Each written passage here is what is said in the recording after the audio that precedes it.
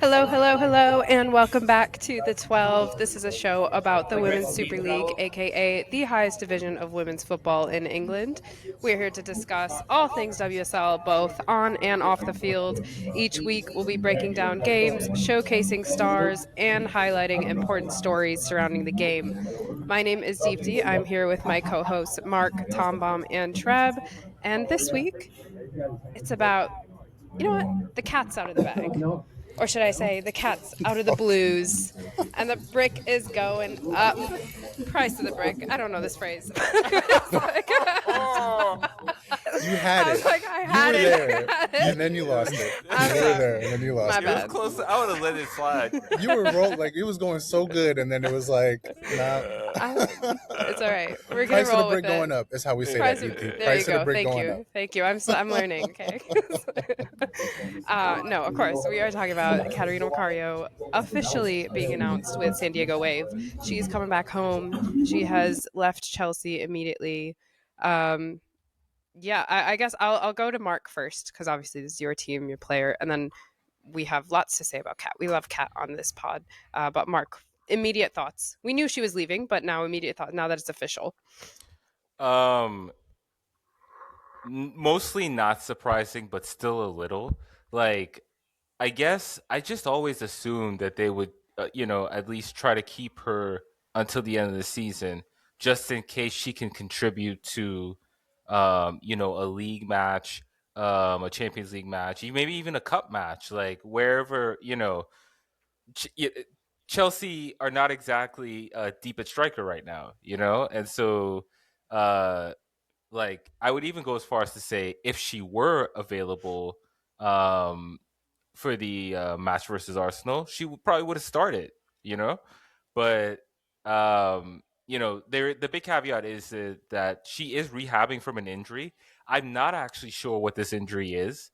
For a while, obviously because Chelsea was her now previous club, but in terms of updates from them, you didn't really get much, and then I just assumed that maybe they were because they were in the process, and she's in the process of leaving. They use the injury as an excuse, but now that San Diego has announced that she will not be available immediately as she's still rehabbing from this injury, like I guess there was some legs to it, and then I guess from that standpoint, Chelsea looked at it and went, "She's probably already played her last game for the club. Let's just get whatever we can out of this deal and move on." And what they got was 300,000, which is still not like a totally small fee. I mean, like that's not nothing for just essentially like 3 months if you think about it.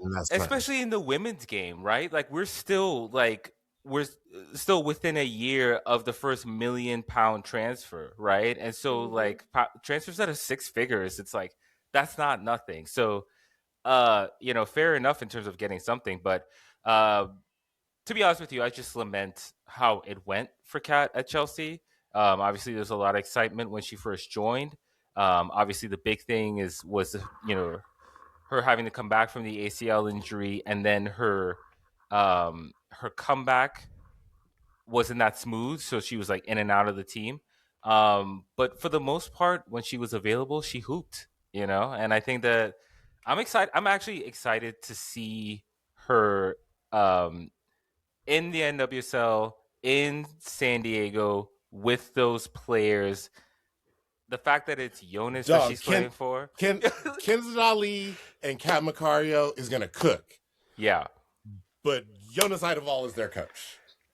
And he did decently last year, so I guess we have to go off of that. But either way, like I said, I just wish it worked out better for Kat at Chelsea. But good luck to her at San Diego. I saw her like goodbye post to Chelsea on Instagram, and I just thought it was really funny. She like named Emma Hayes, Paul Green, and Todd Bailey, but didn't mention Sonia, didn't mention anyone else. So didn't mention she don't like that French lady. Oh, I know. She's had enough of her. Yeah. I think Aki Mandi, I believe, is like the whatever executive for the women's team. I think the head of the women's team or something like that. But yeah, no, I didn't think she mentioned her either. So Yeah. Yeah. Um, Treb or Tom, any other thoughts on this? I feel like outside of Cat, the big winner is probably Bunny Shaw because, like we said, the Talk price of about the it. brick is going up. She's sitting there, still a free agent, looking at City like, where's my money at? And from the rumors we've heard of what Cat's contract is like, that is a very, very, very big bag. And Bunny Shaw right now, in my opinion, is still the best striker in probably all of Europe right now. Like just the form that she's on, the way that she plays. So yeah, so City's probably sitting there like, what are we gonna do? Because that's gonna be the highest salaried player when she signs, and it's only Yeah. getting harder for City to sign her. So But so, remind me, Cat Steele, I don't know if it's like official, but upwards of 8 million guaranteed across over the several course of the seasons, but contract, still. so I think it's like a Yeah. 5-year contract, and she's going to be making 8 million over the course of that. So that's a lot of money. Are there incentives? Not that Like, I've could seen. she make more? Like not. Okay. I mean, well, I'm sure there's always things for There's players to make probably there more, but I don't think probably there's not are, like. but there's Yeah, I don't none think of there's them like. reported. Yeah, I don't think there's stuff like she has to play a certain amount of matches or anything like that. But Right. I would be shocked. Like usually every pro contract has something to where like if you get accolades or awards, you're going to be getting a little bit of bonus. Mm-hmm. Nice. Well, we welcome her back, or welcome her to the NWSL, back to San Diego. I'm excited to see how she does. Like, obviously, I think all the other teams got a little more scared now, knowing that she's officially here. I will say it was funny slash weird that on I forget which channel it even was, but Victory Plus or one of the other ones, they like did a player feature on her before she had even signed, like during the San Diego game, being like, allegedly she's coming, but this is all about Cat. Dog, Kenza Dali is right there. She right there. She right Yeah. there. And It's like she's you'll have getting plenty of time to do a feature on Cat, but like let her sign first. But yeah, I'm excited for this. I think my biggest thing from this is we as Americans need to take it upon ourselves to position to abolish San Diego State University football so Mm, that only San Diego Wave and San Diego FC are playing at Snapdragon Stadium, because the way yes. that turf is going to be so chewed up by the end of the NWSL season. You're so right. And for someone who has already dealt with so many injuries, that's tough and like scary. Okay. We wanted to get that quickly. Since Treb is here, and I don't know, for those of you watching, he is in the press Yeah, box because I he's about to listen. cover Things might get a little hectic. I am on location right now covering The Angel City man and the is Houston Dash. working. But I just Yes. wanted The to man is listen. working. You really thought Arsenal beating Chelsea in the first leg was going to pass by without me showing up, even for 5 minutes? Listen, that's not going to happen. That wasn't going to happen. I wasn't going to let Mark Exactly. get Let's away with talk it. about it. Yeah, straight. No, we'll do straight into Champions League. Obviously, quarterfinals happened this past week, and we'll get to it right away. Arsenal versus Chelsea, first leg at the Emirates. Arsenal won 3-1. Our group chat was hilarious because of the back and forth. But I gotta say, Mark, you nailed it. You were like, "This is gonna be a 3-1 Arsenal win," and there it was. I will say, so I think I said on recording 1-1, right? Because what I was expecting was like a cagey affair, especially with like missing players on both sides. I thought both managers would just say, look, we're going to keep it tight. We're going to get what we can out of here.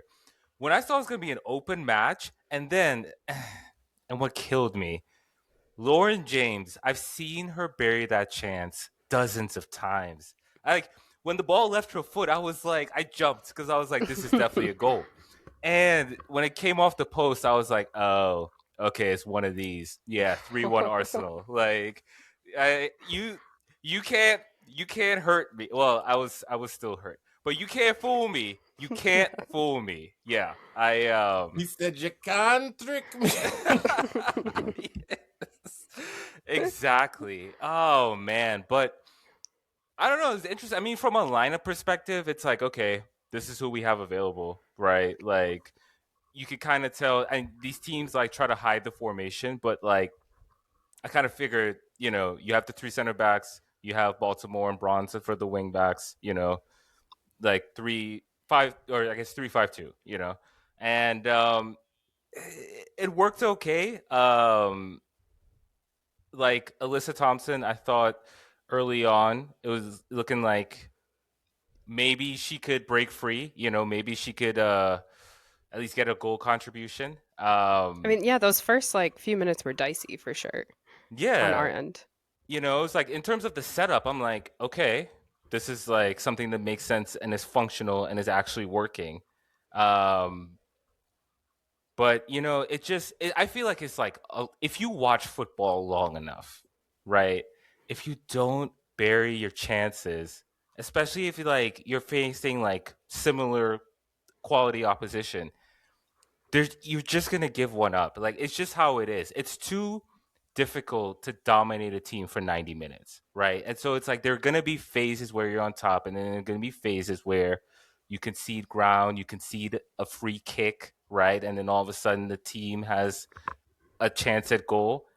And I mean, credit to Arsenal, honestly. Like I will say, like I thought all the goals were quality.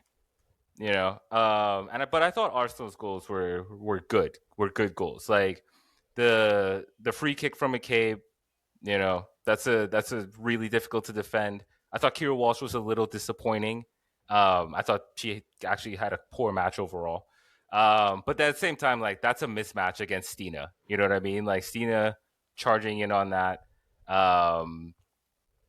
That to me is like a goal all day.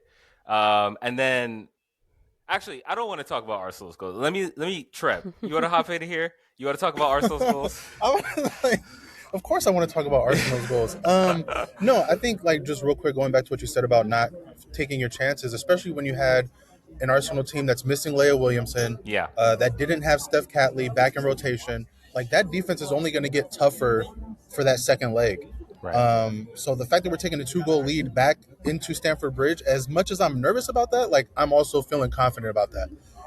But yeah, like the goals on the day, you had Alessia Russo getting it, firing it, like just, receiving the ball, turning, shooting immediately. I love that. I've talked about this team all season and like my hopes for them to shoot the ball more and shoot the ball faster. Stina was, like you said, she was an absolute mismatch. I mean, she was getting behind the defense constantly. I think having her is really solid, and I hope, like, as much as I would hope we improve upon the position, I don't want to see her leave. And then, like, we got Olivia Smith in there.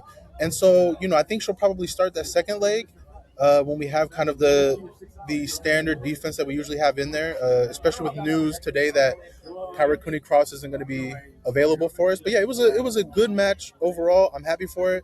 Like I said, I'm out here on location, so it's getting busier. But I just wanted to say, I felt like this was a match where we could do what we did, right? Like as much as I respect Chelsea, just the form that they're in, the form that we're in, I felt like we could fairly dominate it, and we did. I think for the second leg, because I'm probably gonna get out of here. For the second leg, just don't concede an early goal. I think if there's one of the three teams I worry about in terms of overcoming a 2-goal lead, it's Bayern, it's Barcelona, and it's Chelsea. Like those are the three teams I feel like can do it. But I've said before, if there's one team on the planet I feel like can defend and keep a 1-goal lead and keep a 2-goal lead, it's Arsenal. Period, point blank. And so it was a great result. I said it before. If we can get past Chelsea, I think we'll be back in the final at the very least, if not winning it all. And yeah, it was a good weekend. I'll get on Mark a lot more next time when I'm back in my space. But like, I'm just really glad we got the win. I feel like the pressure isn't completely off, but it's off enough to where like even if Chelsea score an early goal in that second leg, we will still have time to ride out that 1-goal advantage. They need 2 goals to even tie it to push it to extra time. I think we can still score at Stamford Bridge. We've proven it so far this season. And yeah, it was a really solid win, a good win, and I was very happy. Very happy. Love it. Thanks, Trev, for hopping on. Yes, thank you so much, Trev. And I also love that Renee Slegers was like forced to play Laia Codina, like based off of who she had available. She was like, it was like, oh yeah, you're on the team. I guess you got to start. Okay, cool. And then took her off and put McCabe at center back, which is hilarious. The first time ever McCabe has played center back. The first time ever. Like they asked Renee about it. Renee was like, I don't think she ever played center back, but I asked her if she could do a job. She said yes, and I put her in there. Fuck it, we ball. I can't wait until the end of the season when she's out of contract and then she signs with Portland and she enters her center back era in the NWSL. God. Oh, It'll be so God. great. Oh, It'll be so God. great. With Robert Wilhelm? Would she go to a former Spurs coach? Inject it into my veins. Oh, man. But yeah, that was really funny. I think, McCabe, even though she was supposed to be in that center back role, you could tell she was like still going wide, still playing as like a winger sometimes. Like, obviously trending into her own, but it worked. We got it done. The goals though, like you said, Mark and Trev, both like all the goals were bangers, and like we obviously you can't not say anything about Lauren James' goal. Like I said this on the Shades Blue lit stream yesterday. Lauren James and Alyssa Thompson are the only two Chelsea players that scare me, and I I would say they are the only two, and like they are the ones holding Chelsea afloat right now and keeping them alive in every competition. Y'all saw that goal. Like she just stopped and was like, "I'ma shoot it." And she shot it and it went in. Like What that is was her it. dominant? It was so nonchalant. What is her dominant foot? Like I wanted to Yes. criticize Beth Mead. Right, exactly, right? Like I wanted to criticize Beth Mead, because why not? But Young Thatch. it's like fair enough. I wouldn't necessarily expect somebody to do that either. Right? Like it was just kind of yeah. out of nowhere, yeah. And just lob it right into top it. Anyway, that was insane. But like Trev said, Russo's goal, the turn and shoot immediately, that was also great. Stina's goal, all the goals were really, really good. And then love Chloe Kelly, of course. Yeah, the Chloe Kelly, and what I love about it is that first touch, you can tell, like before the ball is coming to her, she's setting up to shoot. First touch takes her inside, away from Lucy Bronze, right, to give her just enough room to really like rear back and rip it, and it does that awkward bounce thing, and so like it's difficult. Right in the middle of the six. It's just it's a really good shot. Like her, like our friend Andre says, it's just she has a crazy technique. And then I guess we should also talk about the disallowed goal. That probably should have been a goal. A lot, like all the commentators said it should have been one. Like I think most Arsenal fans also are like, yeah, that should have been one.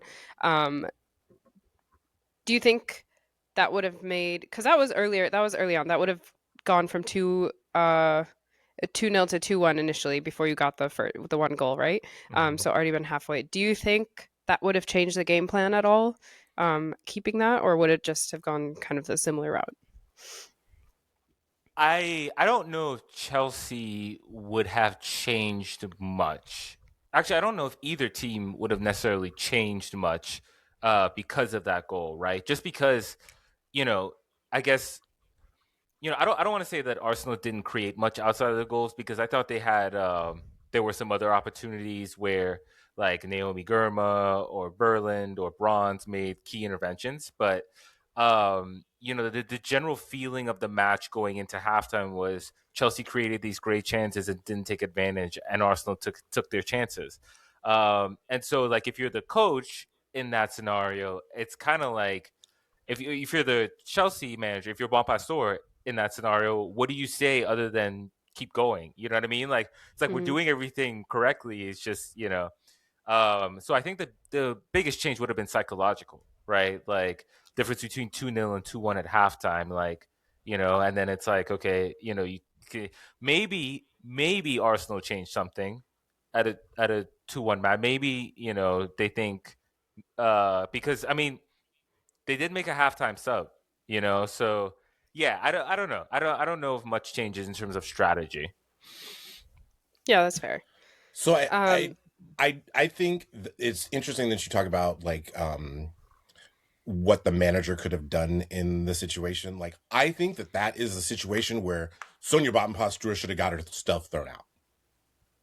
Like no, and I'm so serious, because I feel like if you see your coach like get a red card because they're arguing like on your behalf, because that's such a soft call, like especially if it's relatively like not relatively apparent, but like we're all making inferences that like there might be some players on this squad that don't really rock with the coach. So if you do something that might like engender some goodwill from your players, like that might like maybe then like that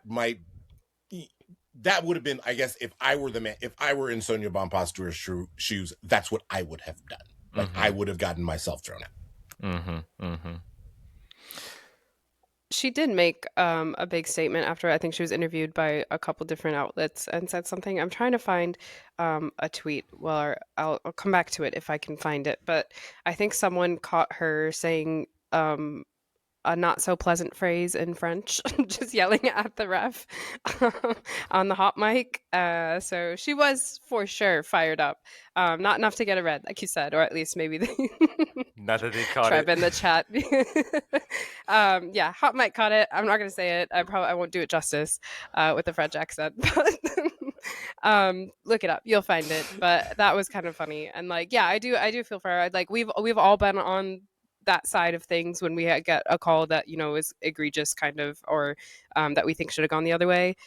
It is part of the game, but it is frustrating. But you're right, like it might not have changed the outcome really, but it's still, we have a 2-goal lead going into Stamford Bridge, and I am still nervous. 2-goal lead is not necessarily a lot, just exactly as Treb said. Like I am confident, but I'm not like, this is not at all over with. So yeah, it'll be another exciting one. Yeah, that's how I feel. Like I'm pessimistic because we're down 2 goals, right? But then it's like we created so many chances, and then we should have Sam Kerr back and Ellie Carpenter. I think Ellie Carpenter starts at wing back in the next leg, and it's possible that Lucy Braun starts in the back three, which kind of, I mean, she's played center back a few times, so at this point, I don't hate that. Like I don't know, and then. You trying to run her away from the club captain so fast, dog? That's crazy. That's crazy. Get her out of my club, man. Like, her time is up, dog. Come on. Is she even playing? Is she injured? She's injured. Yeah, she's injured. Okay. See, you don't even know. You don't even know. I didn't even know. There's a distinct lack of chaos when she's not there. Just saying. Fair. Okay, last thing I'll say about this. Treb just put in the chat, I think the second leg ends 2-1 Arsenal. So yeah, we're gonna back our team. Do you have a prediction, Mark? Or are you just gonna roll with it, whatever happens? Oh man, I don't want to predict nothing. Okay, I'm gonna say 3-2 Chelsea. Okay. Yeah. So win the game, but not the tie. Yeah. Okay. In some stupidly heartbreaking fashion. Right, Arsenal is 100%. Y'all are gonna like go up 2 goals real quick. Arsenal's gonna like, oh gosh, we're gonna get this one back.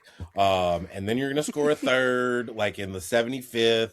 And Arsenal's going to score on a set piece in extra time and make it 3-2 and then advance. God, that sounds so painful. We will see how it plays out, because Wednesday, April 1st, April Fool's Day, one of us is going to be made a fool and the other not. So, actually, I have one final thought on this. Yes. To echo Treb's sentiment on this, I do think that the winner of this match is definitely getting past Lyon, especially based on what we saw in the first leg. And I mean, Barca with Mo Bonmati, I know they got Payor, I know they got Pina, I know they still got Putellas, but come on, man, like this. If not, y'all now, are being real disrespectful to Wolfsburg, just like saying. I was just gonna say Wolfsburg is ahead. Listen, if Wolfsburg gets to, I will buy a Wolfsburg kit. Fair. But yeah, Wolfsburg won that leg 1-0 at home. So yeah, they're going back to Lyon with the lead, but we'll see. But yeah, so you think United winner played. of this moves on? Yeah, United absolutely. played. Okay, yeah. Let me say the score real quick. So United played at home. Before I even say anything, whoever decided where the fans were going to sit did United so dirty because on camera, You get an oh, F. You get an F. it looked empty. Like they had that entire part of Old Trafford blocked off or something, or no one bought tickets. Like, yeah, it's midweek, but it's Champions League. Come on. Anyway, it looked empty. When the camera flipped around, we saw the other side, like behind the camera. It was a little bit filled in, but anyway. United played Bayern. Bayern They won 3-2. attendance was a tenth of Old Trafford's capacity. I by just the way. looked that up. Yeah, that's the thing, right? Like, Pathetic. when your stadium holds 76,000, like to your point, DT, at least be strategic about where the fans sit. Yeah. It's everyone is clowning them. Oh, 50 plus donor had a time. They had a time pushing the Bundesliga agenda. Yes. Okay, but Tom, talk us through the game a little bit. Bayern ended up getting the win 3-2. But yeah, 5 goals in this game. Because noted Manchester United hater Pernilla Harder was an absolute menace and basically scored the same goal twice. The first 90 seconds of the match was basically just a long ball over the top. And Maya Letitia, don't get mad at Serena anymore because she tried to push you at fullback and you said, I'm not a fullback. And we all said, yeah, girl, we know. And you got in your feelings about it. And because if you're a center back and getting pulled like that, ooh, like Pernilla Hard, how old is Pernilla Harder? 34? Something like that. 33. Yeah, she's beating you for pace? So, ma'am. There's a 10-year difference. What? Letitia is 23.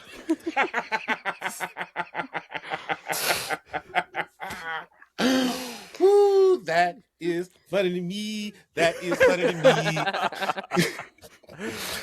me. Yeah, like, so that was in, like, again, the 90th or the 90 seconds into the match. The fans hadn't stopped singing "Take Me Home," old whatever they say. What is it? I was gonna say Country Roads. Take Me Home, United Road. Yeah. Before Harder put that in the back of the net.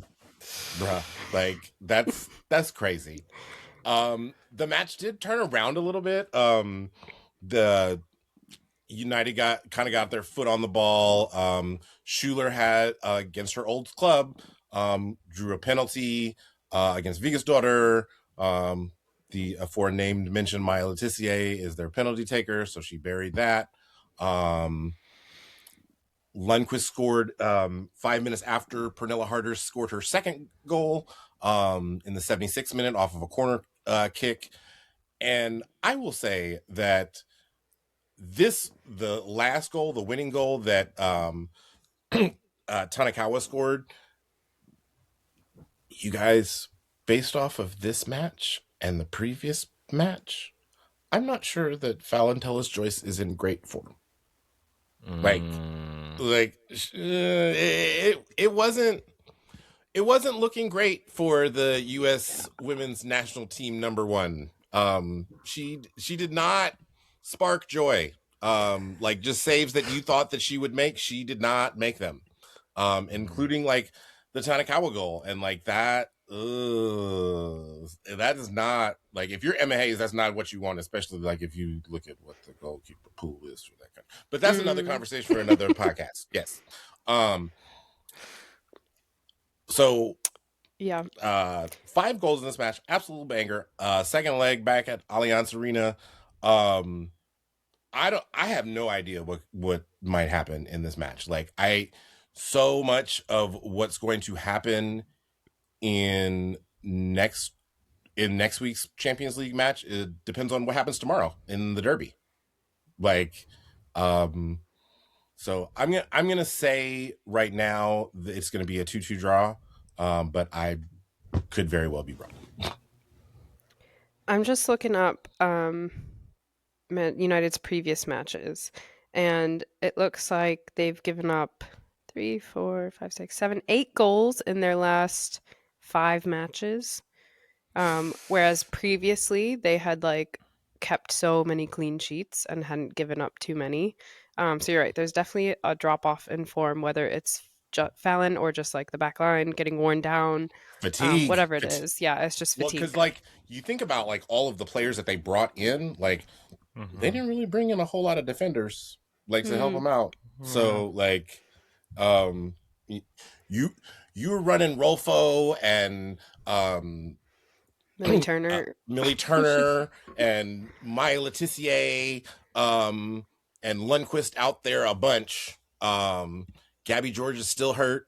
Like, yeah. So, and we'll talk about who they played at fullback in their league match here in a moment. But yeah, it's their defense is starting to show cracks, and they're about to play the highest scoring team in the league. Yeah. But we know you're going to predict a draw for some reason. We shall see. Okay. All right. But also I want to say, so like shout out to the Japanese players who did come back and play literally right after getting off the plane. They were fucking amazing. Miyazawa bossed that midfield for like large stretches of the match. Like,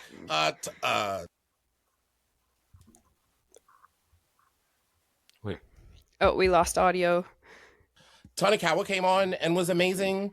So like, yeah, those Japanese players that came back from the came back wanting to play, which is like insane. Yeah. I guess you can go two ways, right? After you win a big tournament, either you're like, okay, give me a break, I don't want to play, or you're like, I'm on a high, I'm like in peak form, let me just keep going. And with your team in like a really important spot right now of the season, I kind of get it. They're like, okay, I can do well for my team, and they did. Like, you can see how much they rely on these Japanese players. So yeah. Okay. No one in the world is building Woso midfielders like Japan. No one. No. Because there's just a bunch of them, and they're all real effing good. Mm-hmm. Indeed. Okay, second leg is, like we said, at the Allianz Arena. That one is also on April 1st, next Wednesday. The other match, the other quarterfinal was Real Madrid, Barcelona, El Clasico. And that was just all Barca. 6-2. Real Madrid, can you just be serious one time? Yes, and Real, like, Barca might have waxed them.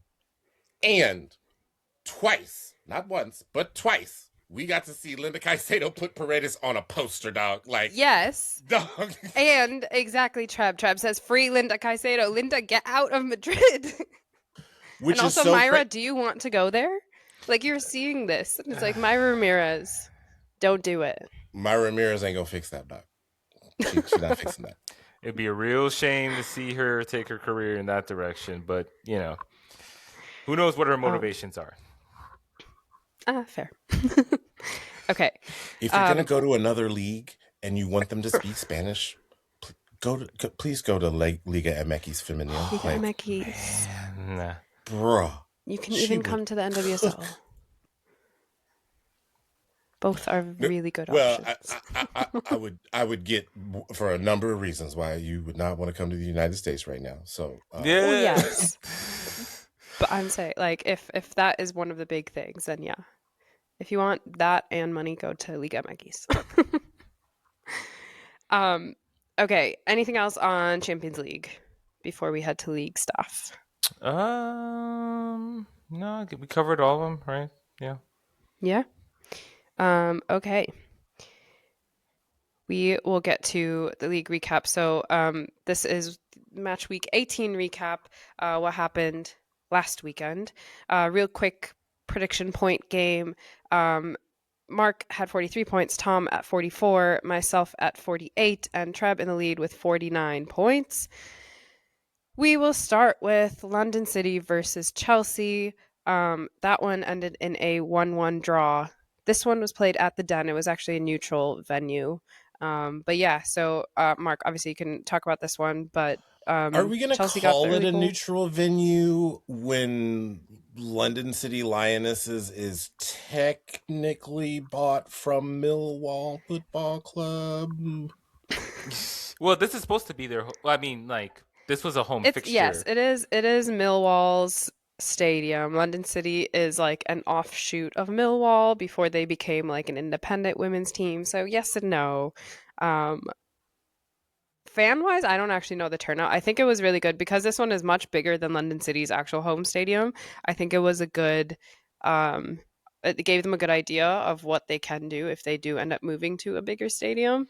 But it sounded like a home game. It's supposed to be a home match for them, and like fan wise, it did sound like it, even though both I think it was like probably equally right in between like Chelsea and London City where they play in terms of like area. Oh Uh, yeah, gotcha. That makes sense. Yeah, it says 4,800 for attendance. So I don't know what their regular home stadium holds. But yeah, good for them. Also, I find it interesting. Like I didn't really think about this until this match was played, but they gave them Chelsea. Oh, they gave them Chelsea, Arsenal, and Tottenham back to back to back.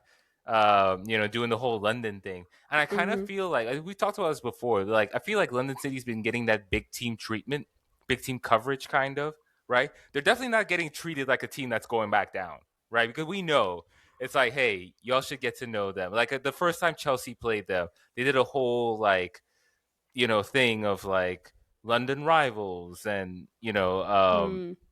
like a record against London rivals and all that. It's like basically treating them like a team that's going to be around for a while. So, um, but yeah, I mean, in terms of the match, uh, I guess it was more or less what I expected. The lineup was really interesting.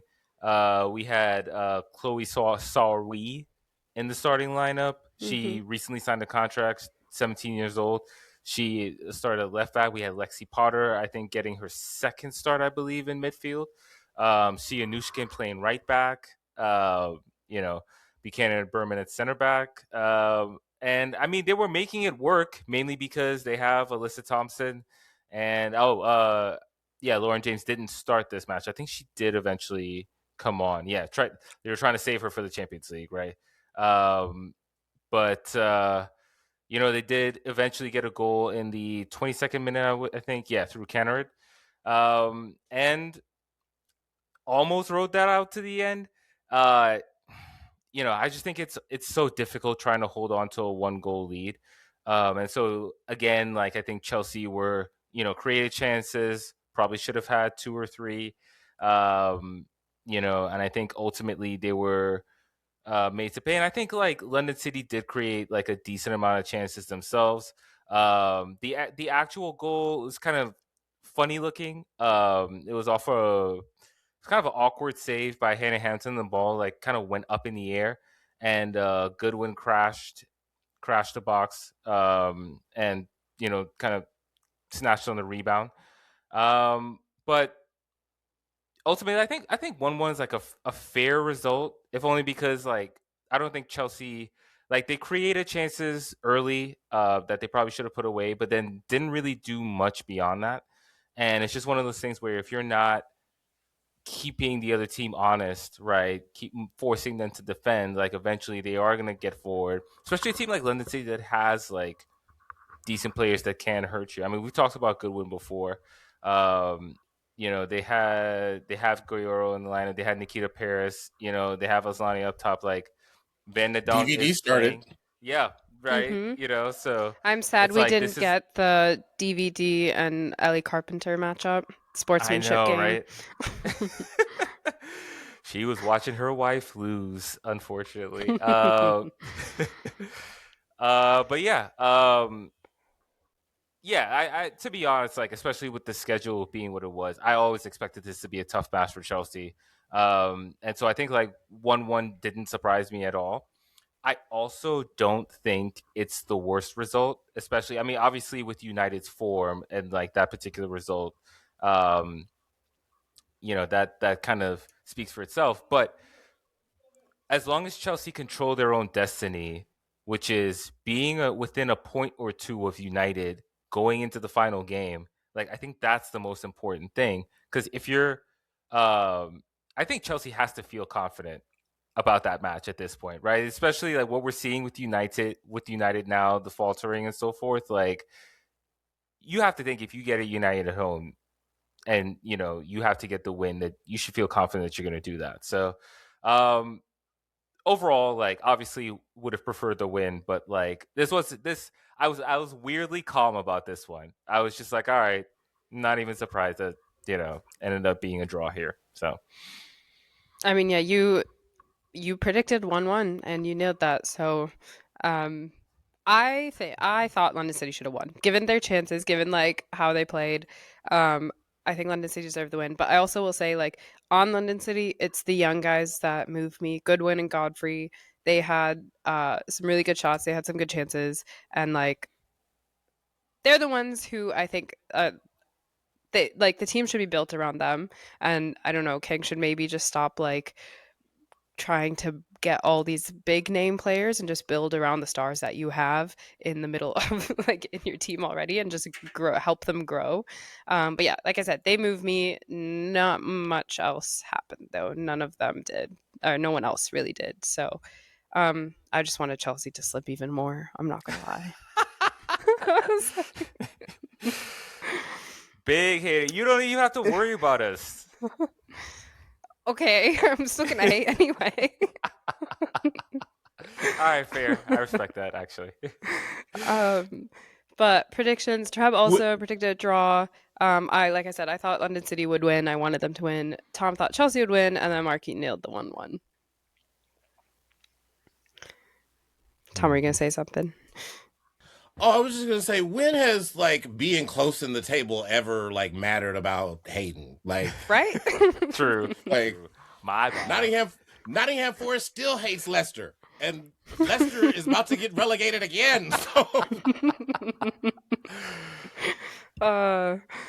Okay. Anything else on that game? No. Good. Okay. Let's go to Arsenal West Ham. A big 5-0 win. Treb's back on camera, as you can see. Maybe you can tune in or say some thoughts on this one as well. But yeah, we all thought Arsenal would win. Mark, you were the closest with how many goals we would score. But yeah, 5-0. I was really, I'd say, like, surprised.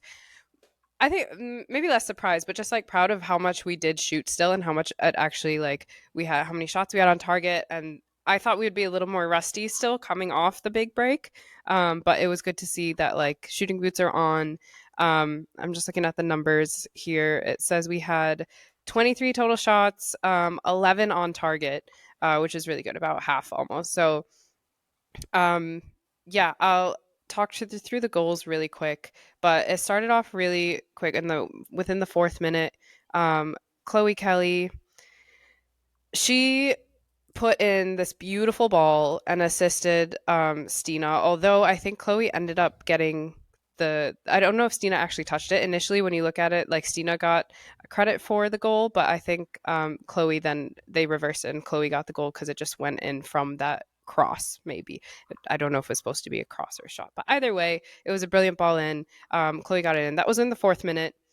The rest of the half, though, there were no goals, but a lot of just like attack and movement from Arsenal side.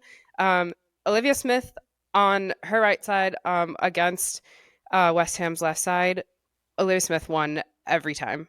Like, there was no contest there, whether it was like Cascarino or who was the other player she went up against. Balumu was also there. So yeah, she beat every one of them. She was blowing by Balumu. Yeah. That was like nasty stuff. That was just really good to see. Once again, she's like worth every penny that we've spent on getting her. I will give credit to West Ham's keeper. She had a lot of good saves, actually. So, like, 5 goals, 11 shots on target. She has 6 saves. Chloe Kelly could have probably had like 3 goals and 3 assists within the first half. and Stina as well. Stina had like so many chances. A couple went off the crossbar. I think a couple she just missed or were saved really well. Caldente had a few good chances. Like we easily could have scored so many more, and that's after putting 5 in the back of the net. Second goal, that was just like good build up. Smilla Holmberg, also fantastic signing. Up till now, she has like been incredible. She had an overlapping run, crossed it into Russo, right on Russo's head, and it was an easy header for Russo to put it up to 2-0. That was like a minute or two into the second half. So great way to start that. Third goal, Chloe Kelly banger. Caldente stole the ball off of West Ham player, and then passes Stina, who assisted Chloe Kelly, and then she shot it from outside the box. So she was feeling herself across this match and the first leg of Champions League. Chloe Kelly had been she's on one, and I love it. This is what we wanted to see. I will say West Ham didn't do themselves any favors. They kept passing to Arsenal players. And they also tried to keep playing out the back. And like, say it with me, guys. Don't play out the play back. out the back. Don't do it. They tried. Olivia Smith almost poached and like shot one like off the first touch. It would have been a banger. I think it hit the crossbar and like bounced down just off the line. Like it didn't quite cross. But that would have been a crazy goal. There was another point when like Stina was 1v1, but then actually Nystrom like recovered really well, but that was off of like trying to play out the back. The fourth goal did also come from West Ham trying to play out the back. It was their center back. So maybe see. I think it was Siren passed to Hansen or Hansen passed to Siren, one of them, and then Hansen passed it straight to Chloe Kelly at the penalty spot, who turned and shot and got her third goal, her hat trick. And then finally, fifth goal was just right side combination play with Beth Mead, Emily Fox, and again, Smilla Holmberg, who kind of created the whole thing.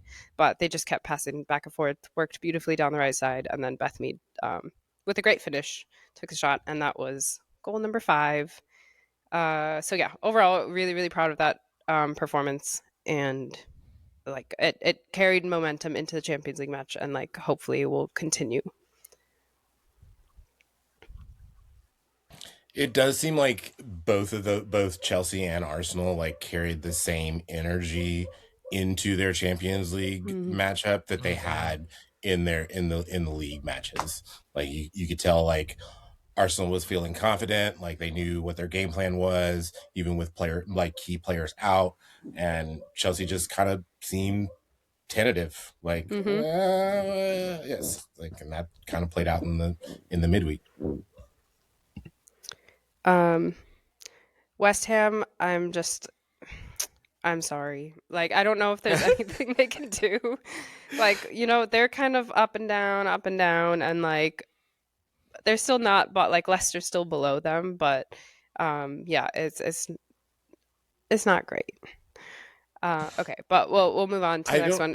I know I've said this. I know I've said this in the group chat, but I'll say it on wax. And I don't mean this in any way derogatorily. Rita Guarino is the most Italian football looking manager. Like everything about her just screams Italian football manager. And like if you just look at her, you know, like, yeah, she's an Italian football manager. Yeah. Yes, Trev, thank you. Arsenal are once again peaking at the best time. They can go on a run and win the Champions League and lock up top 3. Yes, absolutely. They have the potential for sure. It's just a matter of putting everything together, every performance. Okay, next match was United versus Everton. United won 2-1, but it was a little bit dicey. Yeah, so Tom, you can talk us through this one. This match was hella grabby. I mean, and when I say hella grabby, I mean like the number of yellow cards that were given out because a player just like decided that they were going to wrap their arms around an opposing player's waist and like impede their progress was like, are we doing like there were 4 yellow cards in this match, and each one of them, like two per squad, is like, oh, I can't let her get past me. Like I'm beat bad, like real bad. And I just like, no, I'm gonna bear hug you. And like it was so bad, like on the last one when the ref blew it, she was like, she waited so long, and like Zigiati Omi got it, and the card, like the player that she fouled was like looking at the ref like, are you gonna blow the whistle? Like what is happening? Like you didn't 3 other ones you gave the same call. Why am I not getting the same benefit? Definitely a really grabby match. In the first half, United pretty much dominated as far as like possession goes and chances. They just weren't really clinical, like, which is not for who they had in the squad. It's not necessarily I mean, Millard did start, and so did Turland and Park, but like you knew that they had to play in midweek as well. Also, they played Simi Uwujo as their outside back, because they're having an injury crisis out there because Gabby George still isn't fit.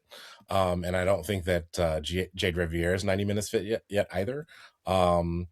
First goal, Jess Park finally gets the ball out wide, stands up the defender, gets the cross off, and Turland is there, and so is Ruby Mace to defend it, and like it bounces away, but it bounces because Ruby Mace defended it in the air, but it bounced down directly to Turland's feet, and there was no way that Brosnan was going to get to that one. So it was 1-1 going into halftime. Everton did make a couple of key subs. One of them in Gabaro ends up scoring. Excuse me, in the 70. No, it was this. Sorry. In the 90th minute. So like basically like Everton thought they had grabbed a point at that point. They were ready to like, celebrate, go home, like, hey, we grabbed a point, good job. And then off of the United gets a corner in the 4th minute of stoppage time, and Letitia puts it in, and the screen that Simi Awujo put on Brosnan gave Mallard just enough room to head it in so that Brosnan couldn't do anything or react to it.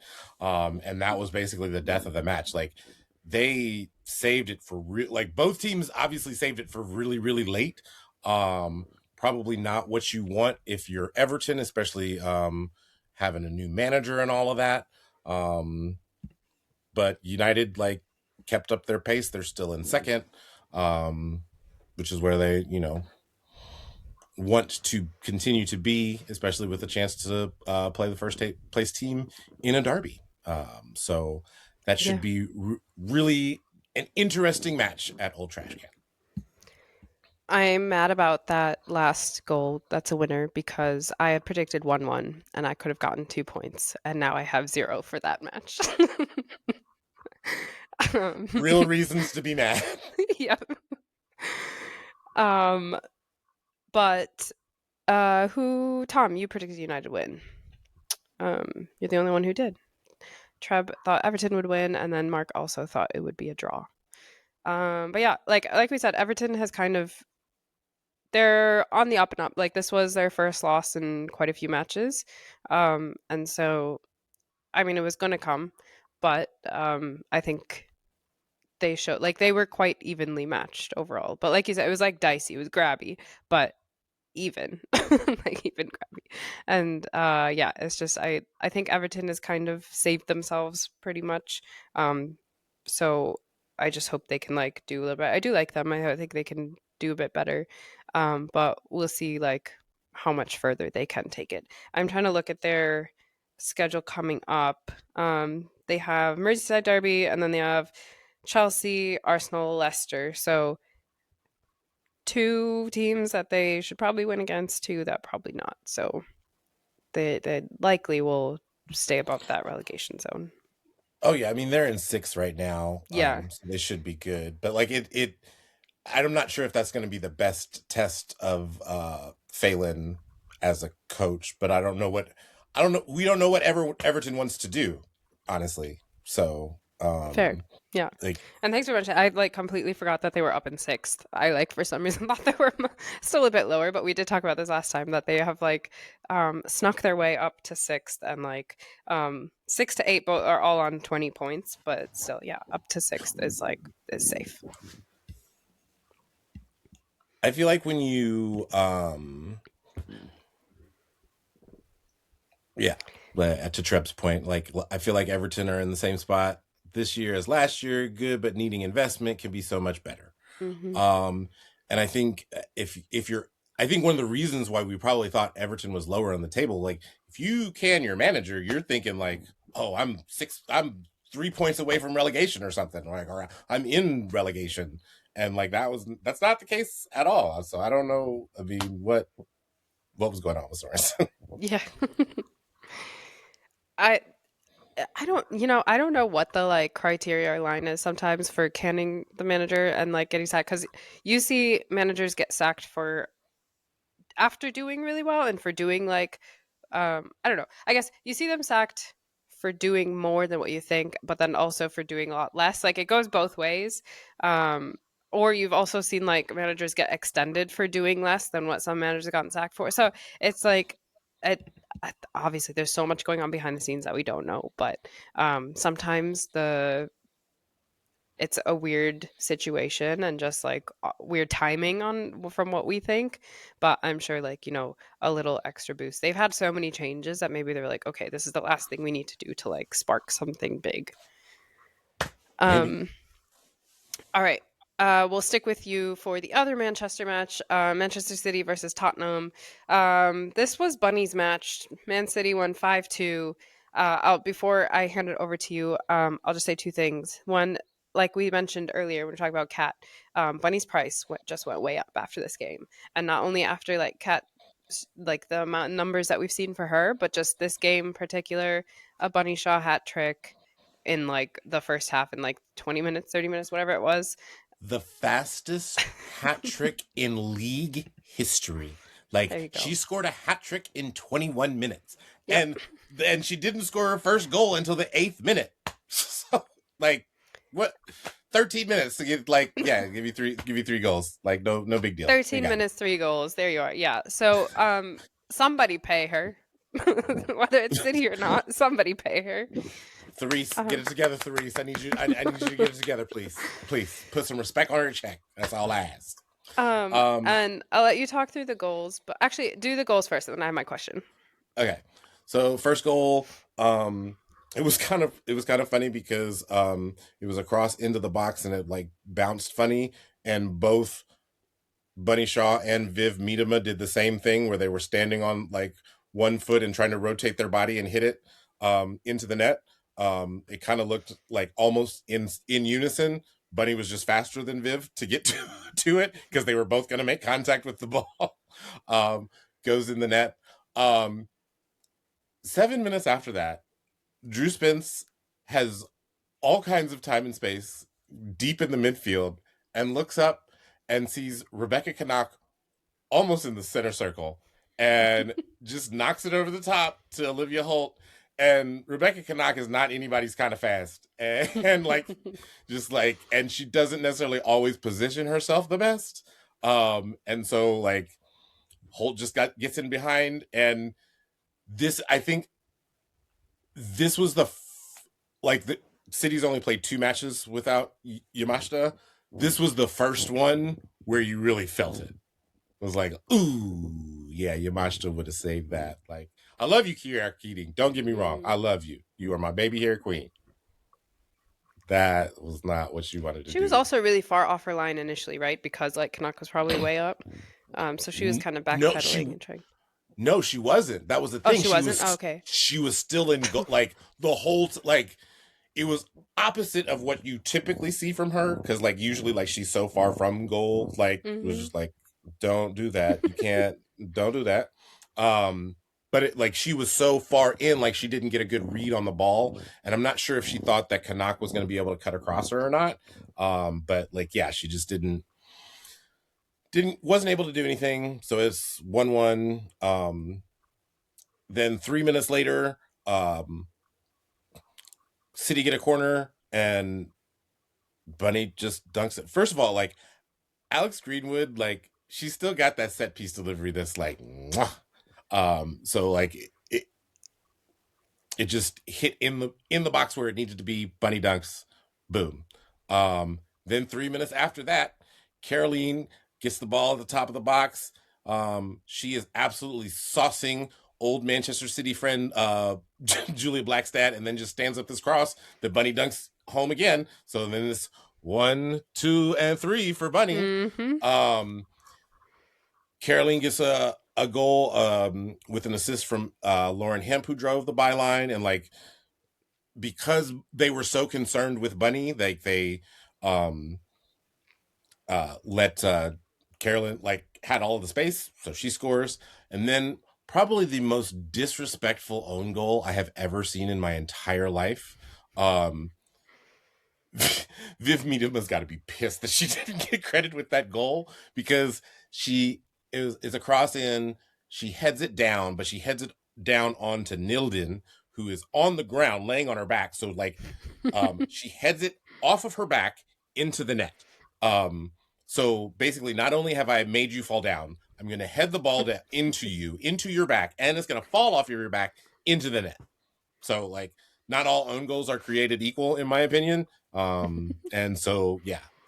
And then the second half, like, I think sometimes like we forget that like Tottenham has flashes of being a good team. And I think that them being without their two top center backs, like Claire Hunt and Toko Kogo, were playing each other on Saturday, not with each other. At one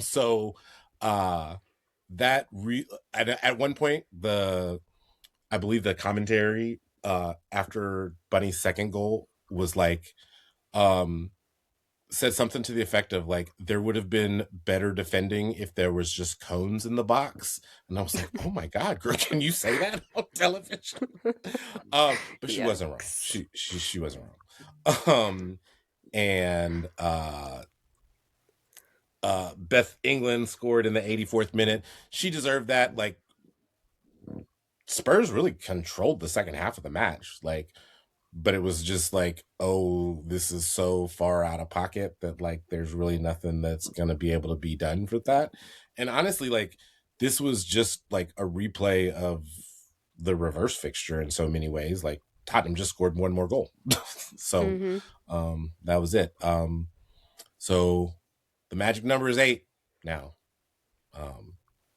Just got to get 8 points out of 12. 8 points. But that kind of leads to my point. Like, my question was, did Spurs do anything like really differently and a lot better in the second half, or did City just let off the gas? What, I guess, like, yeah, like what changed? Okay, you Tom. City relax. They just eased up on the gas. Tottenham is so useless.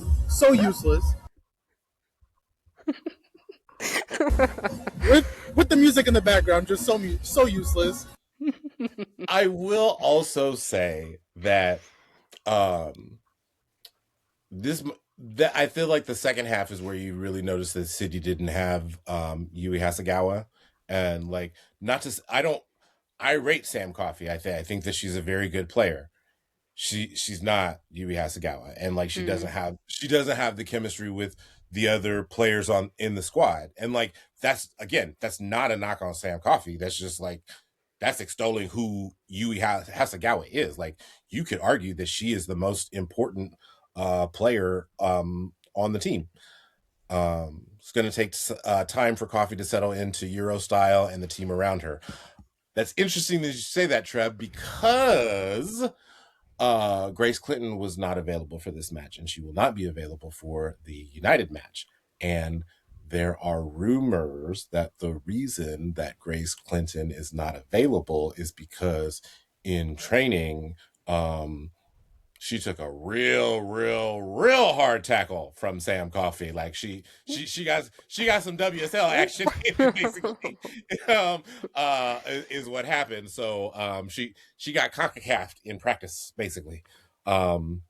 So Yikes. uh, yeah, exactly. That's I was like, oh.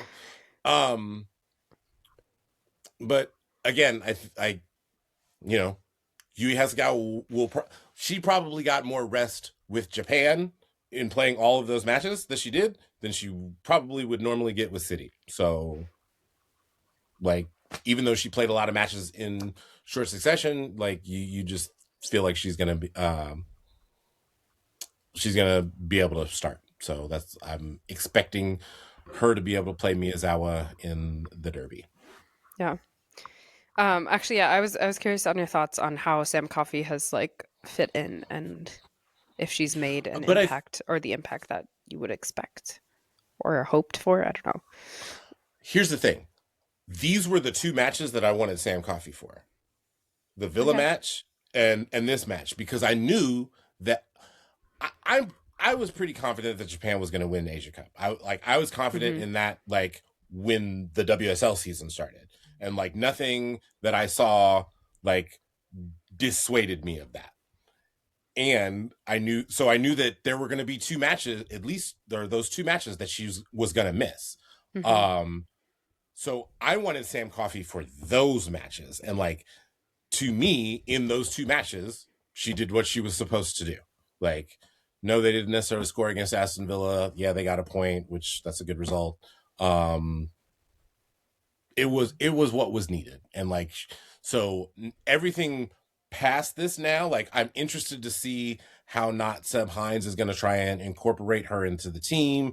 Does this mean that like Viv might be able to get a rest and we see Yui at the 10, which I don't hate that personally. I think that she could probably do it and do it very, very well. So, but we'll see. Again, 8 points. 8 points is the magic number. Okay. Then moving on, Brighton versus Liverpool. This ended in a 0-0 draw. It was quite even. I Fran Kirby was playing for this one. I know we talked about how Kirby is kind of like a very, very important centerpiece for Brighton and that they play much better when she's there. But I obviously she's like in the midfield and she can create stuff, but I just don't see where Brighton is going to get a goal from. Like I don't know. They don't seem to have like a very viable attack at all, and like they don't finish their chances when they should, and blah blah blah. But yeah, 0-0. Mark, you have more to say about this one? I mean, I'll try. Man, there was like, I mean, we go from the match with the most goals to the match with the least goals, and this wasn't one of those like exciting like nil nils, like a bunch of defenders making interventions, keepers making saves. Like, nah, man, this was a you really love football if you sat through this one type of match. Like 0.55 xg for Brighton, 0.32 for Liverpool. That's the entire match. Ew. I'm not reading a one half statistic. No, that's yeah. And it just I mean, for Brighton, I guess there were a couple times where they sent in passes, like crosses or passes, through balls there that Rosa Kafaji looked like she maybe could have gotten onto, but like you were saying, Deep T, yeah, it's difficult to see where the goals are going to come from, especially when they play like that. Like, um, there really just weren't many chances to speak of from a Brighton perspective. Same thing for Liverpool. Oh, I will say though, like, also, I guess getting on Brighton again, like they had a couple dicey moments playing out the back, which like I didn't like. Liverpool press. Liverpool actually are, I guess, okay at pressing, or they press more than you would think. But I feel like it shouldn't give you that many problems. It felt like Brighton were like playing themselves into problems, like because it just felt so slow what they were trying to do. It's like it's like every time a player get the ball, it's like they're picking the head up and they're surveying, and it's like, okay, what do I do? It looks like they're thinking about it. Doesn't look instinctive. And then for Liverpool, yeah, I mean, like to be honest, I think Liverpool at this point are just in point getting mode, right? Like as long as they avoid that relegation game, like they're good. And so this result definitely helps them toward that, up to 14 points now, 5 points above Leicester. Um, but I mean, from a Brighton perspective, I mean, just looking at the table, Brighton is in ninth now, above Liverpool in 10th. But also, Brighton have won. I was looking at this earlier. Let me make sure I get this correctly. They have won one of their last 7 league matches. And Wow. so it's just, yeah, I mean, and they scored some goals in some of these, but no, I mean, it's mostly 0-1. Um, Even the win they had over Everton, 1-0. They managed to score 2 against West Ham, but they lost that one because they gave up 3. So it's a tough road for it's been a tough ride for Brighton, and it doesn't get better. They play Leicester this weekend, but after that, it's away to Arsenal in the FA Cup, home to Man City, away to Manchester United, home to Arsenal, home to Tottenham. Like, I mean, if Brighton don't be careful, they could end up much lower than they realize. Like, I don't think they'll end up in the relegation game, but like we saw with Tottenham last year, they kind of sleepwalked their way into 11th place. And speaking of the Tottenham, kind of, I guess, metaphor or example, I'm worried about Vidicic. Like Mm. it's it's just not looking good. And obviously we know the situation he had with his father earlier, which is why I don't think they would let him go before the season ends. But I could see Brighton getting to the end of the season and kind of doing a review, right, and just being like, look, I think we need to move on at this point. So I don't know. It's going to be interesting to see. It's going to be interesting next few weeks for Brighton, not just for how this season finishes, but beyond that. And as for Liverpool, like I said, keep getting points, keep avoiding relegation. It's Mhm. it seems, just look at their schedule real quick. So next match is Everton, Merseyside derby. Um, they have an FA Cup match against Charlton.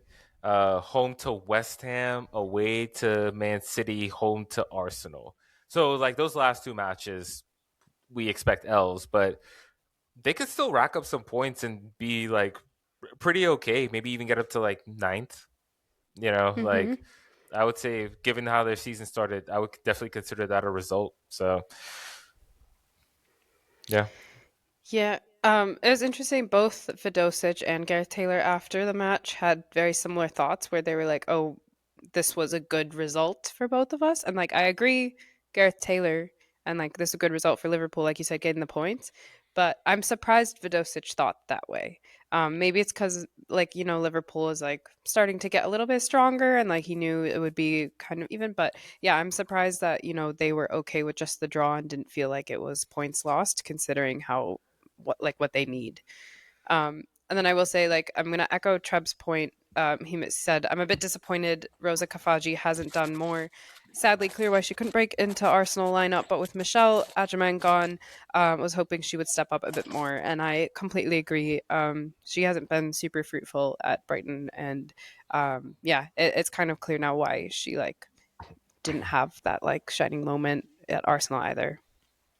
Well, not only like, also like Madison Haley is not a center forward, and like trying to Hmm. play her as one is like it's tough to watch, dog. It Like, is not for the first. This is, it's so funny you brought that up because yeah, I have watched her. Obviously, like we take interest in her because she's American, but yeah, I've wanted to see like, oh, this is interesting.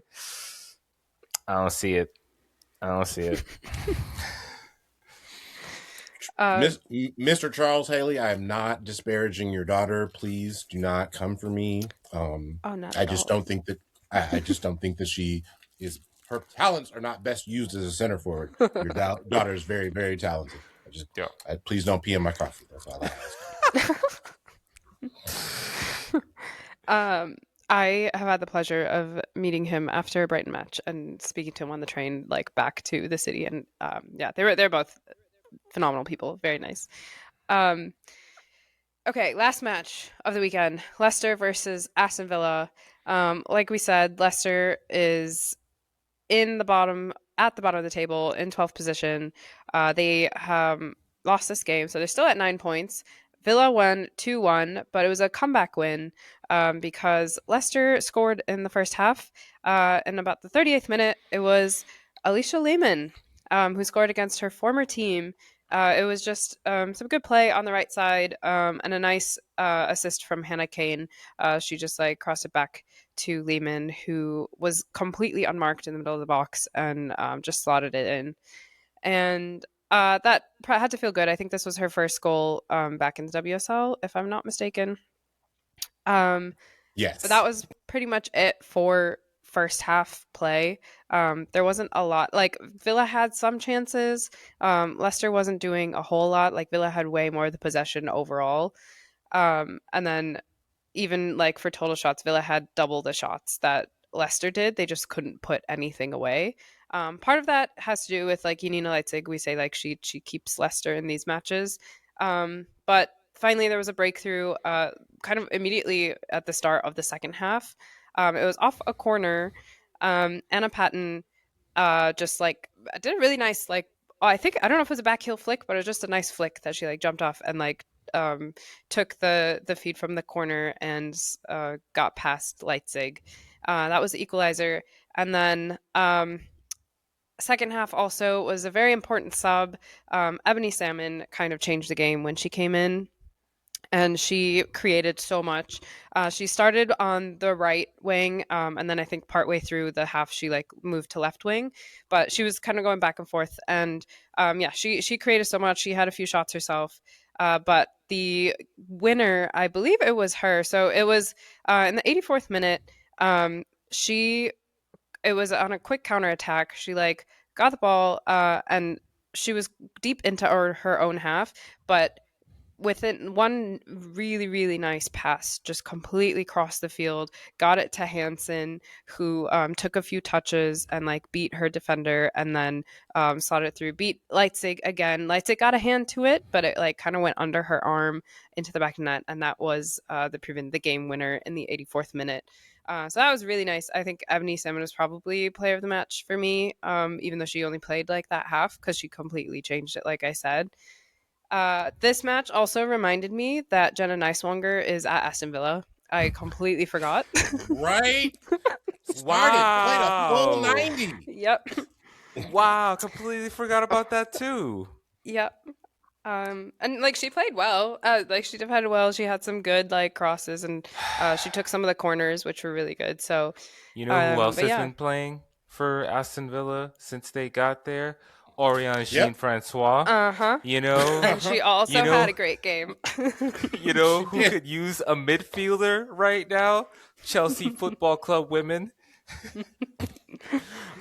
Treb says Jenna Neiswanger is a player that desperately needs to get back to NWSL. She has a UWSL chain. Just move back home. LOL. Yeah. Yeah, fair. Like Yeah. she kind of like I mean we just forgot about her. I think people have forgotten about her after she's moved to the WSL, which is sad. But I mean this game was a highlight for her, I gotta say. And like yeah, Jean Francois was also fantastic. But overall I'm glad Aston Villa got the win. They deserved the win for this one. Um, it's interesting that afterwards, the Leicester manager basically they were like, you know, yes, we lost. I don't know if he was like expecting a win, Rick Passmore, but he was like, we are still like everything is still in our hands and like we control our own destiny. And it's true, I guess, because they just have to win the relegation playoff game. Like worst case, they have a game for like winner takes all. And so it is still in their hands, but you got to get something, right? They have a game in hand on West Ham. So like West Ham's on 12 points, Leicester's on 9 points. But I like Do you Leipzig is want kind to of go to Charlton though, or no? Who? Crystal Palace. Crystal Palace. But like, They're in I don't third want right to go. now. I don't want to go to Selhurst Park. Like, do you want to? No, you don't want to. Absolutely, especially like the top teams we always talk about how there's a big gap and a divide between WSL and Championship, but this time I feel like not anymore. Like there's definitely the top three, like you said, it's Charlton, is it Birmingham City and Crystal Palace? Yeah, any one of those three is going to be tough to play in their stadium and like at their home. So, yeah, and technically he's right. It is like still like their destiny and they control their own destiny. But yeah, it's not a tough. It's going to be a tough match. It's not an easy like win or a guaranteed win to stay up. Also, but yeah, Leipzig seems to be the only kind of like shining star at the moment, keeping them in matches as much as she can, but she can only do so much. I can't Lehman believe you just would got say that. there. I can't believe that you would say that about a team that has the women's footballer who has the most Instagram followers on the planet. That's crazy. It's funny you crazy. say that because I was just gonna say she like did a whole interview about, and I think the headline was basically like, I don't just go home and make TikToks or something like that, because she was like, everyone thinks I just go home and make TikToks, but she's like, I actually work, which I will give it to her. Like, and even Passmore said like she is one of the hardest workers on the team, and like she genuinely like cares so much about like playing football and wanting to do well, which like I'll give her that. But yeah, it's just funny how like if you're talking about marketable players, she's like she is one of the biggest, most marketable because she has such a high following because like you know why. So yeah, that's all I'll say. But I mean, she obviously she like kind of just got there. We'll feel see like how much more everybody she is could do for playing them. the second track off of Beyonce's self-titled right now. Go look it up. Go look it up. Yep. Okay. That was a lot, but that was all the matches from last weekend. Okay. Prediction game scores. Tom and Mark made up so much ground. And we're all very close now. Mark and Tom, you're both tied at 49 points. I have 50 and Treb has 51. The gap has closed. So everything is on the line for these last few games. That's so wild. That's so Wow. crazy. This is the first time I've been in the race all year. I'm nervous. I was like ahead for so long, and now missing that 1 week. I should have put my predictions in. That 1 week messed me up. I learned my lesson. Oh, in more ways than one, based off of that travel fiasco that you had. Oh my god, yeah. Okay. Before we go to predicting this coming weekend, quick other news. There wasn't a lot this week, but just a couple signings basically. Kim Little has signed another 1-year extension. The players are really happy for the club is really happy for her. Honestly, I love it. She's been balling this season. I can't lie. She's obviously getting up in age and like is one of the veterans of the team. But I like that she's extended again. Less so on like her style of play and what she has done, but because she's the captain. And after she leaves, like Leah Williamson will become captain, but I don't see anyone right now who will easily take that vice captain role. And so until somebody is like ready to do that, I'm glad she's there to hold down the team and not just the midfield, but to hold down the team. And so yeah, Trev says she's captain of the club, still playing at a good level, a true veteran leader in the team, good signing. And yeah, I completely agree. Wow, Still having a need and captain. want the team to improve with more signings this summer. Imagine having a captain of the club that can actually contribute. Must be nice. She's nope. Moving on. Although actually, she is in the news because even though she did not sign an extension, there are rumors that she will not resign with Chelsea, and will look for somewhere else to play. And that somewhere else is closer to home, Manchester, and the rumored club, and like these are all Come on rumors. down to City. Imagine if she goes. Absolutely not. She better take her. She better go. No. I feel like those No. are fighting words. Tom, are you gonna sit there and take that? Like, Absolutely not. She cannot. No. You. But yeah, she's rumored to be considering Manchester United as a destination, which is hilarious to me. Extremely hilarious. You Also, gonna I'll match just her say, with Maya Letitia? Come on, dog. What? Her and Maya Letitia? You want two center backs you could run past? I know, I was Millie like, Turner. Pernilla Harder's gonna have a field day. She's like, play me against them every time. Oh my God, what are we doing, y'all? That's crazy. That's insane. Anyway, thank you, Trev, for hopping on for that long. And hello, We see Sils. We see you. Angel City's about to kick off soon, so they've got to do some real work. Other news, Tottenham coach Martin Ho has extended a new long-term contract. He's joined in July last year from SK Braun, and then was, I think, interim for a little bit. But let's see if it says any further details about it, which it doesn't. But yeah, just has signed a new long-term contract, which I guess, is okay. Good, not like... Because what I was thinking about is like 2 years ago, this is basically where we were at with Robert Villahelm, right? Mm-hmm. Like he had a very good first season with Tottenham. They went on a cup run, eventually losing to Man U in the final of the FA Cup. But overall, had a high finish in the table. I don't know if it was like a record for them or what, but very good result. And then, a year later, he's talking about, should a woman have my job? So, the answer is still yes. Right. But yeah, I'm just curious. Like, obviously, I hope it goes better for Martin Ho, but it just kind of feels like Groundhog Day. Yeah. I don't feel like he's a terrible coach. Yeah. I mean, I just hope it works out for them. Yeah, exactly. It's just like, okay, like, listen. I hope the women's side get it way better than the men's side. They're probably like looking at the men's side as like, oh, you are semi-competent in breathing. Like, you gotta sign like a lifetime contract. Basically. Okay, and then finally, there was some news from something that happened during...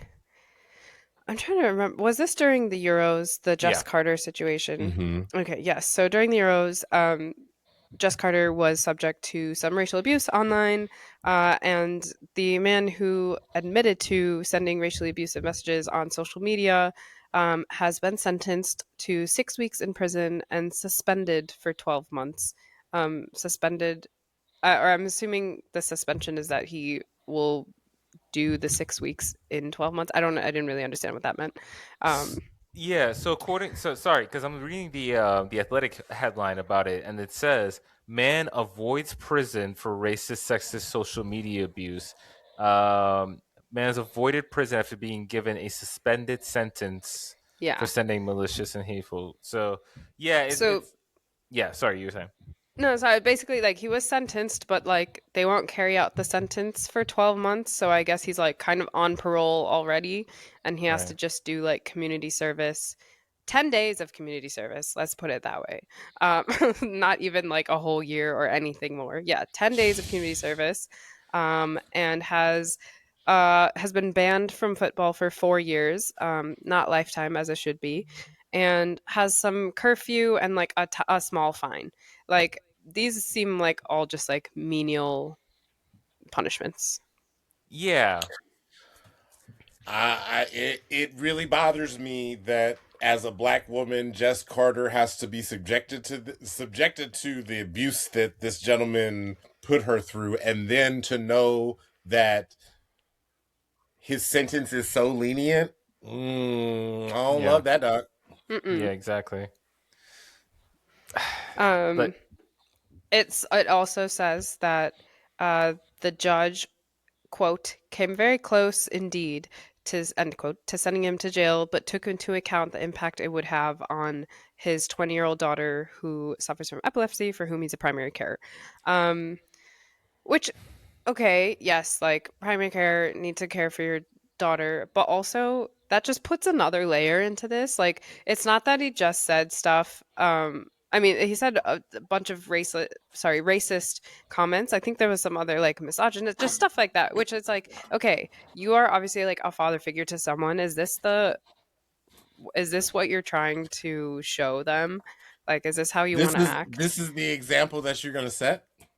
Exactly. Like, but it's annoying and like frustrating again that it is such a small sentence and like it's basically nothing. Like anyone can see this and say, okay, I'm going to hide behind some fake avatar on social media, you're say right. these things, and the worst that'll happen is like I get banned from going to games for a couple years.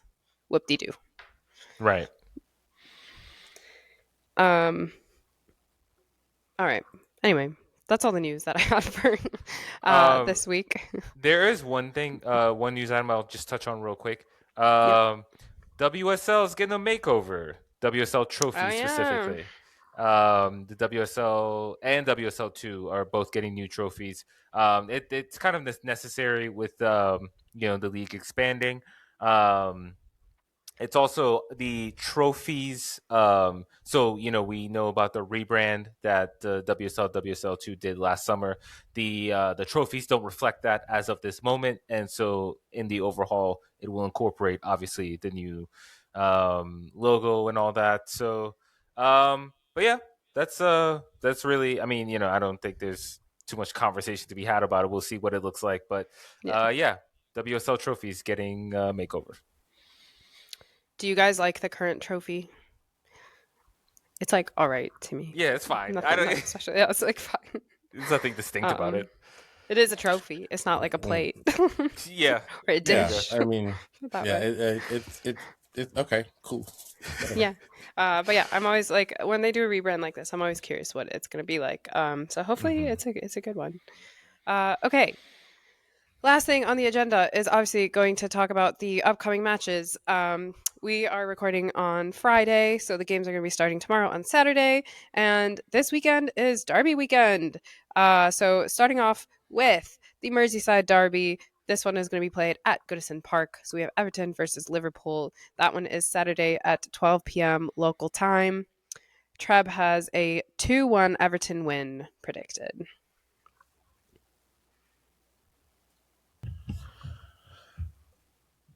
Um, I think that Liverpool is gonna remember what happened to them in the opening weekend, Yeah. where Remind remind the listeners what happened.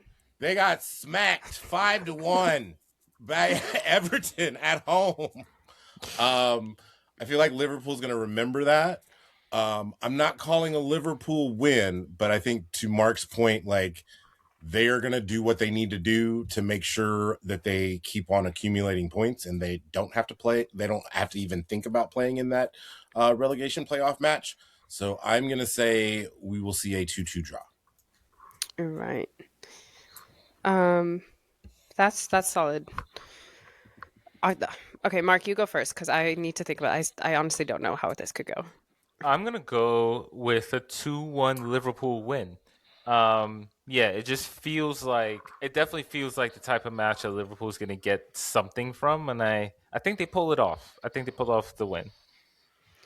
Um, okay, I think Everton is at home, so I feel like they'll have a slight upper hand. But um, if Beta Olsen plays, okay, I'm gonna go with the draw as well. I'll just say a 1-1 draw. but I think it'll be quite evenly matched.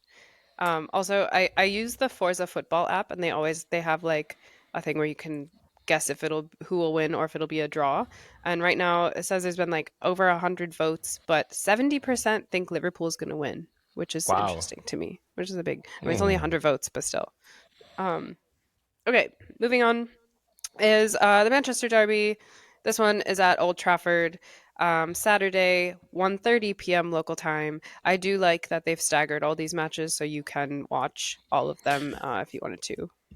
I think we criticize the league a lot. Like, kudos to the league for recognizing what an opportunity this is with the men's international break, especially like it, because it is a World Cup year. It's not like you're having any qualifiers. Like, yeah, you have some like international playoffs and intercontinental playoffs, but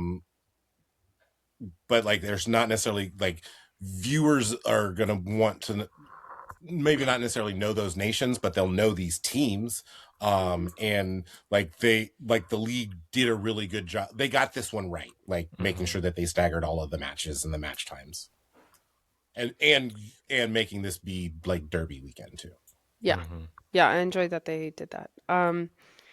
Okay, Treb has a 3-1 City win. Mark, what do you think? Yeah, actually, that is actually exactly what I was thinking. I'm thinking 3-1 Man City. I think I think City score first, United tie it, and then City are like, let's go ahead and get this win. Okay, I'll say mine before Tom puts his draw in. I'm gonna say 4-2. I think City's just like they are on a scoring streak, and I'm just yeah. And like we said, Fallon's kind of dipping a bit, so I feel like they can get a few True. more past her. So I'll say 4-2. That defense is tired. I got 3-0. Woo! Okay. All Yeah. right, Tom. Growth. But All right. I think for me the biggest thing is like City needs to at least get a point. Like that's huge. And not let Jess Park take over this match. Like that, I think that's that she's going to be the player that's going to need to be she is the most threatening player for United, and like she has proven that all season. Yeah. Fair. Okay. Then last one on Saturday is the North London Derby, Arsenal versus Tottenham at the Emirates. This is a Saturday 5:30 p.m. local time kickoff. Treb has predicted a 3-1 Arsenal win. I think that's solid. I almost want to go more. Arsenal scored 5 against West Ham, 3 against Chelsea. I feel like they could put at least 4 away. But the question is if Tottenham will get one. I don't know. What do you? Okay, you guys go first. I think that this will be cagier than Arsenal would like. But I have a 2-1 Arsenal win. Okay. I'm gonna go 3-0 Arsenal. I don't necessarily think they'll dominate in the way that you would expect for a 3-0 game, but I think it'll be 3-0. I think I'm going to stick with my big scoreline. I do think Tottenham will score because, like you said, we see bursts of like brilliance with them. That's a good phrase for them. Bursts of brilliance. Yes. Okay, you know what? I might do the same, but that I did for Manchester. I'll do 4-2. Yeah. My thing with Tottenham is that, or I guess, okay, not just the North London Derby. Anytime predicting Arsenal is like, if I think they're not going to score many, they'll score like a buttload. And then if I think it's going to be a runaway, they'll like have the cagiest match of their lives. So we'll see what happens. It's going to be a draw.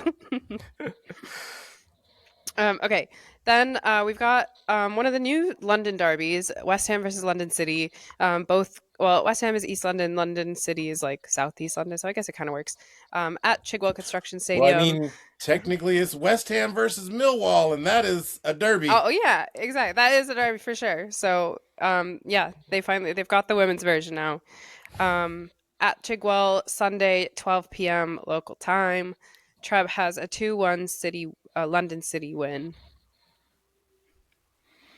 That feels solid.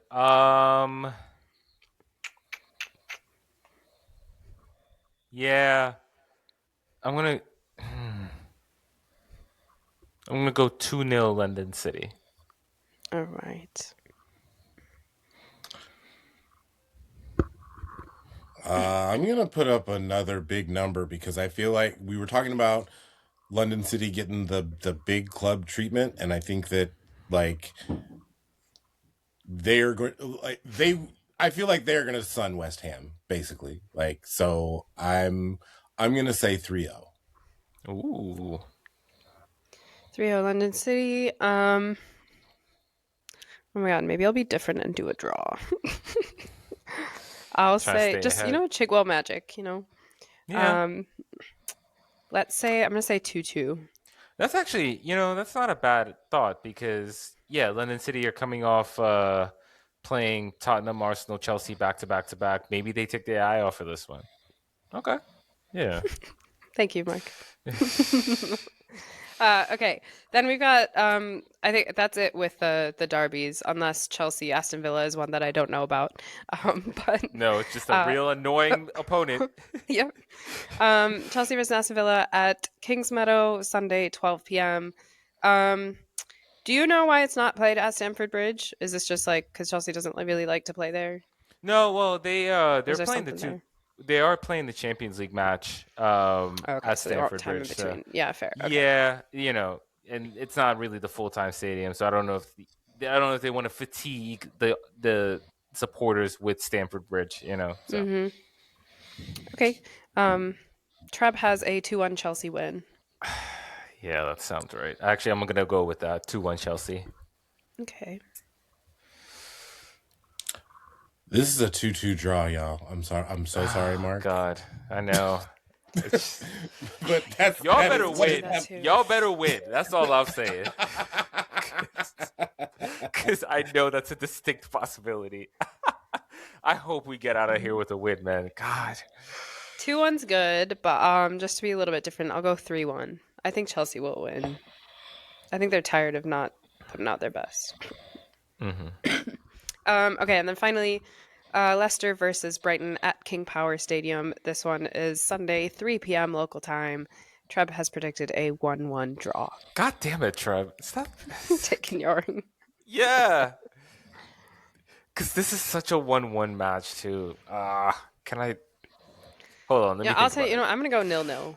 Like, neither team has shown me that they can score, so I'm going to That's go 0-0. actually. That might be it. Leicester 1, Brighton 0. Whoa. Okay. See, that would be my other one. I don't think Brighton can score. That's my thing. I don't think. Yeah, that's the thing. Yeah. Like Brighton can't score, and like we know if anybody on Leicester is going to score, it's probably going to be Lehman. So Yeah. That's a good point. They do have Lehman. Oh, man. All right, I'm going to go 1-1. All right. Oops. Okay. All right. That is all that we have. Any last thoughts, you guys? Please Mark, don't make me sad. talk about putting the home matches at Stamford Bridge permanently. Yeah, it's funny. So Trev shared that story in the group chat this past week, and what I find interesting about this, the last time we heard rumors about Chelsea possibly moving to a different home stadium is when they were playing Arsenal, right? Like it was in the lead up to the Arsenal match, and the last time they played Arsenal at Stamford Bridge, I think the attendance was 25,000. It was pretty big, but um it had a host of issues, according to, especially from the perspective of regular match going Chelsea fans. And actually, this is something that I've seen in the said about past matches that are held at Stamford Bridge, where it's like the stewards don't really seem to be in tune with what the supporters are trying to do. We had situations where apparently there were Arsenal fans sitting in the what should be the designated supporters section for Chelsea fans. Hmm. And apparently the stewards were not only doing nothing about that, but defending Arsenal fans' rights to sit there, which, like, somebody who attends MLS matches, you're not even allowed to do that here. So I can imagine how infuriating that was. But, and I think in general, the logistics, like, Chelsea really haven't played at Stamford Bridge that much. Like, obviously, they're doing it more over the years, trying to capitalize on the success of the women's team. But given how successful the women's team are, the fact that they're pretty much like just been confined to Kings Meadow all this time, to where they had to consider playing at Brentford Stadium, or playing at some other club's West London club stadium, like that, it just feels like it shouldn't have come to that. Hmm. But I don't know. I mean, because like Chelsea Stadium situation as a club is interesting, right? Like Stamford Bridge is like the 10th biggest stadium in the Premier League. They've been needing to upgrade their stadium, but it's difficult. They can't add stands to it because they live the Stamford Bridge is in a small West London neighborhood, right? And so Yeah, like well, yeah. any changes they make to the stadium, like their neighbors have a say in it, essentially, right? And then like this is in the U.S. where billionaires can just bulldoze their plans into a certain municipality and they just have to take it, right? Like there's actually a lot of procedures they have to go through. And then like the new ownership group has been trying to find other solutions, like other sites that they nearby sites that they could move to, but those are difficult. And again, the fans, do they have the appetite to move to another stadium? Like that's Hmm. always been a question with Chelsea fans. It's interesting. Like I'm not really sure what the solution is going to be for Chelsea getting a new stadium and for the women's team playing in a new field. You know, we just have to see. Yeah. I think I saw like when they were talking about this much earlier that even like the Chelsea players don't necessarily like going to Stamford Bridge either, or like playing there. Like they Ah, prefer like a more intimate setting. Um, Maybe But like I don't know if it's because they can interact with fans like more easily, or it's just like they're used to that and like more close. And we talked about this how yeah. earlier when like initially when they would start going to Stamford Bridge, it was almost harder for them to win there or get good performances there because it is bigger and then maybe the pitch feels bigger and whatnot. So it could be some of that too, where they're like just used to a more intimate setting and prefer that. Yeah, that like that makes sense to me, to be honest. I'm not surprised. I didn't see that, but yeah, I'm not surprised to hear that. Yeah. Um. All right. That is all from us. Thank you guys for listening. You can find us on Apple, Spotify, YouTube, wherever you listen to your podcasts. Hit that follow button to stay up to date when new episodes drop. Leave a rating and a review if you can. Follow us on socials. Interact with us. We'd love to hear your feedback. There are 12 teams, 6 games, 4 hosts. You're listening to the 12. We'll see you next time. come on, City.